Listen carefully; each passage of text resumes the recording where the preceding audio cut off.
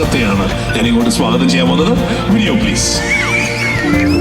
കൈ കോർത്ത് പിടിച്ച് നടന്ന വഴികളിൽ തന്നെ ഒരു നാൾ തനിച്ചാക്കിയ, ഒരുമിച്ച് കണ്ട സ്വപ്നങ്ങൾ പൂവണിയും മുമ്പേ വഴി പിരിഞ്ഞ്, ഒടുവിൽ ചേതനയേറ്റ ശരീരത്തിന്റെ തോളോട് ചേർന്ന് മണിക്കൂറുകൾ നിശ്ചലം സജലം ഒരേ ഇരിപ്പിരുത്തിയ ഈ പ്രപഞ്ചത്തിലെ തന്റെ ഉറ്റ സുഹൃത്തിന്റെ ഓർമ്മകളുമായി ഒരാൾ, സിദ്ദിഖ് കൂടെയില്ലാത്ത ലാൽ. നിറഞ്ഞ കയ്യടിയോടുകൂടി അബുദാബി സ്വാഗതം ചെയ്യാം നമ്മുടെയൊക്കെ പ്രിയപ്പെട്ട സംവിധായകൻ, നിർമ്മാതാവ്, നടനൊക്കെയായ എല്ലാ ഭാഷകളിലും സജീവമായിട്ട് അഭിനയിക്കുന്ന നമ്മുടെ പ്രിയപ്പെട്ട ലാലേട്ടനെ.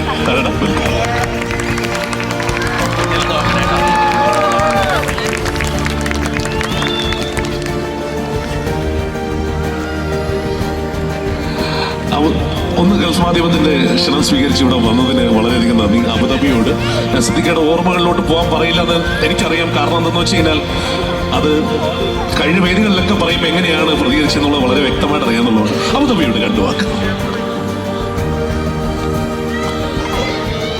ഒരുപാട് സന്തോഷമുണ്ട്.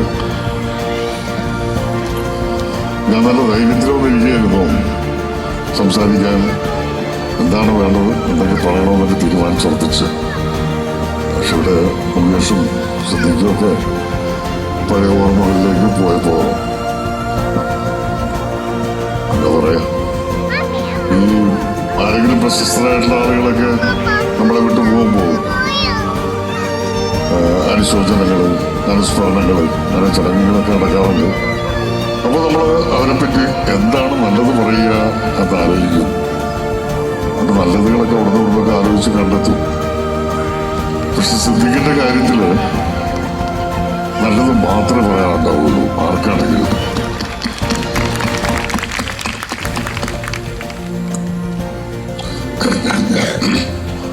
ഞാൻ പറയുകയാണെങ്കിൽ അത് ഇന്നോ നാളെയോ തീരില്ല, അത്രയും പറയേണ്ടി വരും. ഒരു പാവമായിരുന്നവര്. ചുമ്മാ ഒരു ഉദാഹരണം പറയാം. അയാളുടെ ഒരു പാവത്വത്തിന്റെ. ഞങ്ങളെ റൂമിൽ വിളിച്ച് താമസിക്കുമ്പോൾ ഞങ്ങൾ ഓർഡർ ചെയ്യും 2 ബുൾസൈ മറ്റേ സണ്ണി സൈഡ് അപ്പ് ഓർഡർ ചെയ്യും.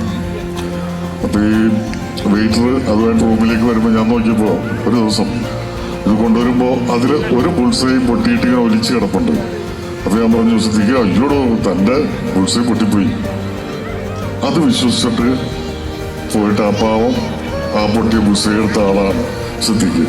എന്തും പറയാം പറഞ്ഞാൽ അപ്പം വിശ്വസിക്കുന്നു. അത്രയും പാവമായിട്ട് ഒരാള്. ഞാനൊന്നും സിദ്ദിഖിനെ പറ്റി ഇവിടെ സംസാരിക്കില്ല.